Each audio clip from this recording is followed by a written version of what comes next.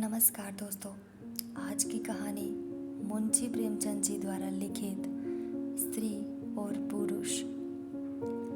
बिपिन बाबू के लिए स्त्री ही संसार की सुंदर वस्तु थी। वह कवि थे और उनकी कविता के लिए स्त्रियों के रूप और यौवन की प्रशंसा ही सबसे चिंताकर्षक विषय था। उनकी दृष्टि में स्त्री जगत में व्याप्त कोमलता, माधुर्य और अलंकारों की सजीव प्रतिमा थी। जवान पर स्त्री का नाम आते ही उनकी आंखें जगमगा उठती थी, कान खड़े हो जाते थे, मानो किसी रसिक ने गाने की आवाज सुन ली हो।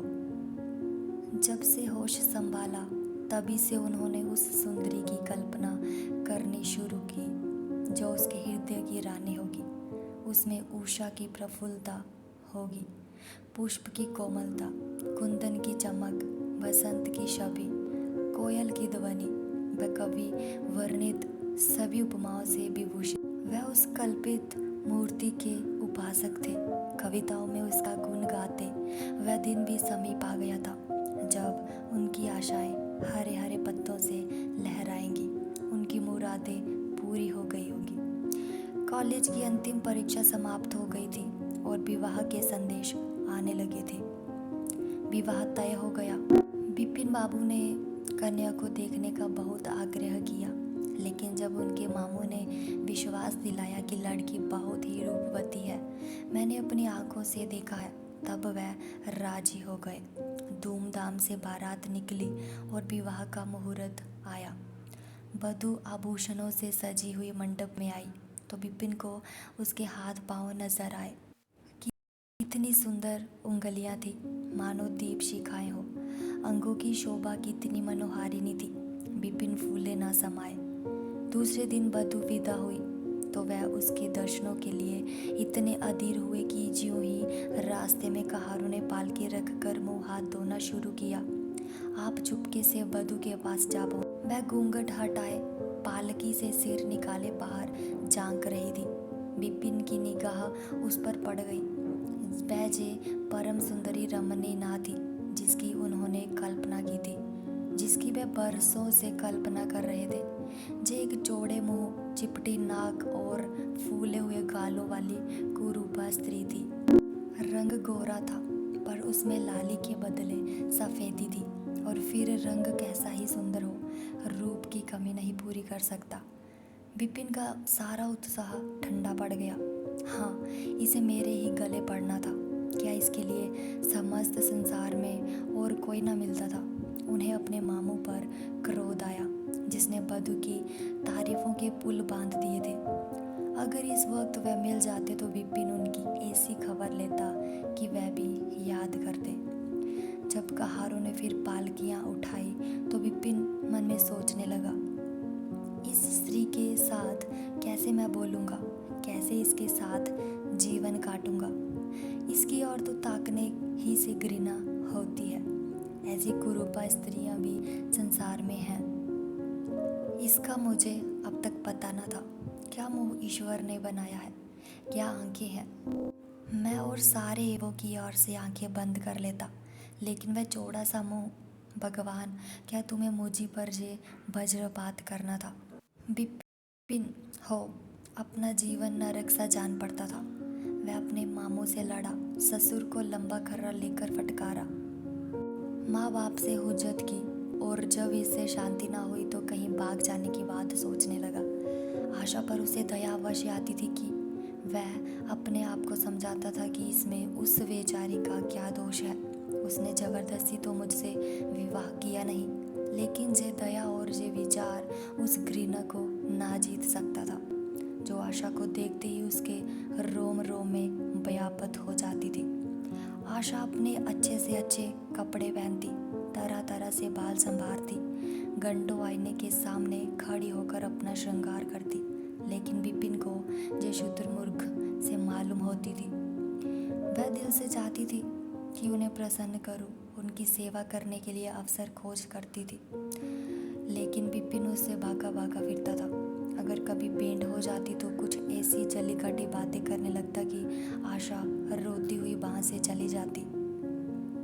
सबसे बुरी बात ये थी कि उसका चरित्र भ्रष्ट होने लगा।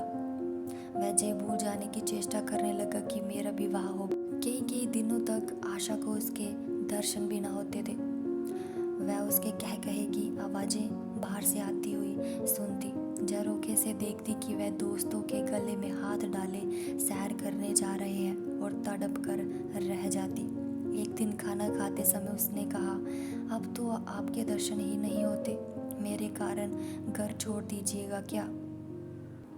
विपिन ने मुंह फेर कर कहा, घर ही पर तो रहता हूँ, आजकल ज़रा नौकरी की तलाश है, इसीलिए दौड़ धूप ज़्यादा करनी पड़ती है। आशा, किसी डॉक्टर से मेरी सूरत क्यों नहीं बनवा देते? सुनती हूँ आजकल सूरत बनाने वाले डॉक्टर पैदा हुए हैं। विपिन, क्यों नाहक चिढ़ती हो? जहाँ तुम्हें किसने बुलाया था? आशा, आखिर इस मर्ज की दवा कौन करेगा? विपिन, इस मर्ज की दवा नहीं है, जो काम ईश्वर से ना करते बना उसे आदमी क्या बना सकता है? आशा, जे तो तुम्हें सोचो कि ईश्वर की भूल के लिए मुझे दंड दे रही हो। संसार में कौन सा ऐसा आदमी है जिसे अच्छी सूरत बुरी लगती हो? तुमने किसी मर्द को केवल रूपहीन होने के कारण कुंवारा रहते देखा है, और रूपहीन लड़कियां भी माँ बाप के घर नहीं बैठी रहती, किसी न किसी तरह उनका निर्वाह हो ही जाता है। उसका पति उस पर प्राण ना देता हो, लेकिन दूध की मक्खी नहीं समझता। विपिन ने झुंझलाकर कहा, क्यों नाहक सिर खाती हो? मैं तुमसे बहस तो नहीं कर रहा हूँ। दिल पर जबर नहीं किया जा सकता और ना दलीलों का उस पर कोई असर पड़ सकता है। मैं तुम्हें कुछ कहता तो नहीं हूँ, फिर तुम क्यों मुझसे हुज्जत करती हो? आशा जी झिड़की सुनकर चली गई। उसे मालूम हो गया कि इन्होंने मेरी ओर से सदा के लिए हृदय कठोर कर लिया है। विपिन तो रोज सैर सपाटे करते, कभी कभी रात को गायब रहते। इधर आशा की चिंता और नैराश्य से घुलते घुलते बीमार पड़ गई। लेकिन विपिन भूल कर भी उसे देखने न आता। सेवा करना तो दूर रहा, इतना ही नहीं वह दिल से मानता था कि वह मर जाती तो गला छोड़ता। अब की खुद देखभाल कर अपनी पसंद का विवाह करता। अब वह और भी खुल खेला हो गया। पहले आशा से कुछ दबता था, कम से कम उसे ये दड़का लगा रहता था कि कोई मेरी चाल ढाल पर निगाह रहने वाला भी है।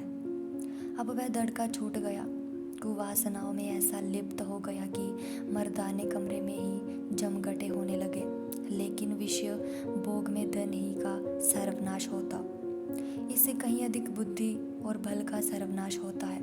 विपिन का चेहरा पीला लगा, देह भी क्षीण होने लगी, पसलियों की हड्डियां निकल आई, आंखों के इर्द गिर्द गड्ढे पड़ गए।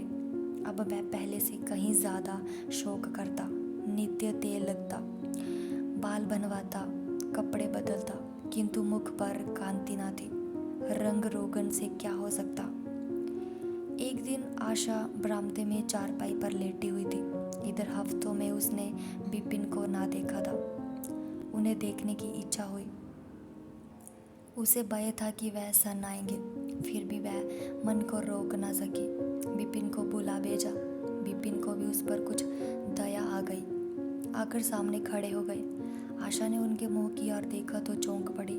वह इतने दुर्बल हो गए थे कि पहचानना मुश्किल था। बोली, तुम भी बीमार हो क्या? तुम तो मुझसे भी ज़्यादा घुल गए हो। विपिन, ओह, जिंदगी में रखा ही क्या है जिसके लिए जीने का फिक्र करूं? आशा, जीने की फिक्र न करने से कोई इतना दुबला नहीं हो जाता। तुम अपनी कोई दवाई क्यों नहीं करते? जे कहकर उसने विपिन का दाहिना हाथ पकड़कर अपनी चारपाई पर बैठा लिया। विपिन ने भी हाथ छुड़ाने की चेष्टा ना की। उनके स्वभाव में इस समय एक विचित्र नम्रता थी जो आशा ने कभी ना देखी थी। बातों से भी निराशा टपकती, अकड़पन या क्रोध की गंध भी ना थी। आशा को ऐसा मालूम हुआ कि उनकी आंखों में आंसू भरे हुए हैं। विपिन चारपाई पर बैठते हुए बोले, मेरी दवा अब मौत करेगी। मैं तुम्हें जलाने के लिए नहीं कहता, ईश्वर जानता है मैं तुम्हें चोट नहीं पहुंचाना चाहता। अब मैं ज़्यादा दिनों तक ना जीऊँगा। मुझे किसी भयंकर रोग के लक्षण दिखाई दे रहे हैं। डॉक्टर ने भी वही कहा है। मुझे इसका खेद है कि मेरे हाथों तुम्हें कष्ट पहुंचा, पर क्षमा करना। कभी कभी बैठे बैठे मेरा दिल डूब सा जाता है, मुरझा सी आ जाती है। जे कहते कहते एकाएक वह कांप उठे, सारी देह में सनसनी सी दौड़ गई। मूर्छित होकर चारपाई पर गिर पड़े और हाथ पैर पटकने लगे। मुंह से फिचकर निकलने लगा, सारी देह पसीने से तर हो गई।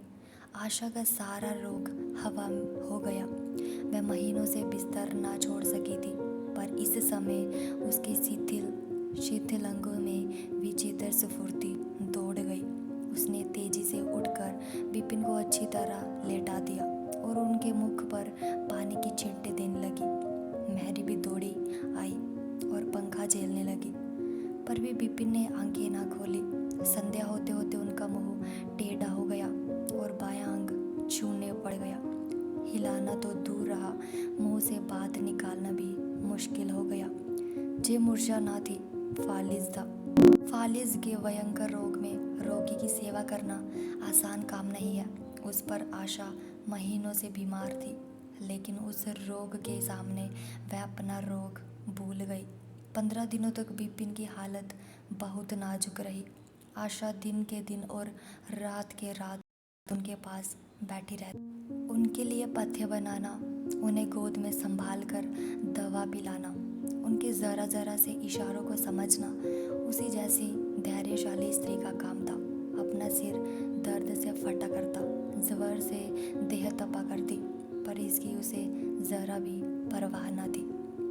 15 दिनों बाद विपिन की हालत कुछ संभली। उनका दाहिना पैर तो लूंज पड़ गया था, पर तोतली भाषा में कुछ बोलने लगे थे। सबसे बुरी गत उनके सुंदर मुख की हुई थी। वह इतना टेढ़ा हो गया था जैसे कोई रबर के खिलौने को खींचकर बढ़ा दे। बैटरी की मदद से ज़रा देर के लिए बैठे जब खड़े तो हो जाते थे, लेकिन चलने फिरने की ताकत न थी। एक दिन लेटे लेटे उन्हें क्या ख्याल आया। आईना उठाकर अपना मुंह देखने लगे। ऐसा कुरूप आदमी उन्होंने कभी ना देखा था। आहिस्ता से बोले, आशा, ईश्वर ने मुझे गरूर की सजा दे दी। वास्तव में मुझे उसी बुराई का बदला मिला है जो मैंने तुम्हारे साथ की। अब तुम अगर मेरा मुंह देखकर घृणा से मुंह फेर लो तो मुझसे उस दुर्व्यवहार का बदला लो जो मैंने तुम्हारे साथ की है।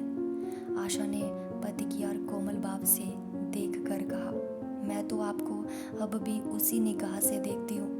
मुझे तो आप में कोई अंतर नहीं दिखाई देता। विपिन, वाह, बंदर का सा मुंह हो गया है। तुम कहती हो कि कोई अंतर ही नहीं। मैं तो अब कभी बाहर ना निकलूँगा। ईश्वर ने मुझे सचमुच दंड दिया। बहुत यत्न किए गए, पर विपिन का मुंह सीधा ना हुआ। मुख्य का बायां भाग इतना टेढ़ा हो गया था कि चेहरा देखकर डर मालूम होता था। हाँ, पैरों में इतनी शक्ति आ गई कि वह अब चलने फिरने लगे। आशा ने पति की बीमारी में देवी की मनौती की थी। आज उसी की पूजा का उत्सव था। मोहल्ले की स्त्रियां बनाव सिंगार किए जमा थी। गाना बजाना हो रहा था। एक सहेली ने पूछा, क्यों आशा, अब तो तुम्हें उनका मुंह ज़रा भी अच्छा ना लगता होगा। आशा ने गंभीर होकर कहा, मुझे तो पहले से कहीं ज़्यादा अच्छा लगता है। चलो बातें बनाती हो। नहीं बहन, सच कहती हूँ, रूप के बदले मुझे उनकी आत्मा मिल गई जो रूप से कहीं बढ़कर है। विपिन कमरे में बैठे हुए थे। कई मित्र जमा थे। ताश हो रहा था। कमरे में एक खिड़की थी जो आंगन में खुलती थी। इस वक्त वह बंद थी। एक मित्र ने उसे चुपके से खोल दिया और शीशे से झांक कर विपिन से कहा, आज तो तुम्हारे जहाँ परियों का अच्छा जमघट है। विपिन, बंद कर दो। अजी ज़रा देखो तो कैसी कैसी सूरतें हैं। तुम्हें इन सबों में कौन सबसे अच्छी मालूम होती है? विपिन ने उड़ती हुई नज़रों से देखकर कहा, मुझे तो वही सबसे अच्छी मालूम होती है जो थाल में फूल रख रही है। वहाँ रही आपकी निगाह। अजी ज़रा देखो तो कैसी कैसी सूरतें हैं। तुम्हें इन सबों में कौन सबसे अच्छी मालूम होती है? विपिन ने उड़ती हुई नज़रों से देखकर कहा, मुझे तो वही सबसे अच्छी मालूम होती है जो थाल में फूल रख रही है। वाह रही आपकी निगाह, क्या सूरत के साथ तुम्हारी निगाह भी बिगड़ गई। मुझे तो वह सबसे बदसूरत मालूम होती है, इसीलिए कि तुम उसकी सूरत देखते हो और मैं उसकी आत्मा देखता हूँ। अच्छा, यही मिसेज विपिन है? जी हाँ,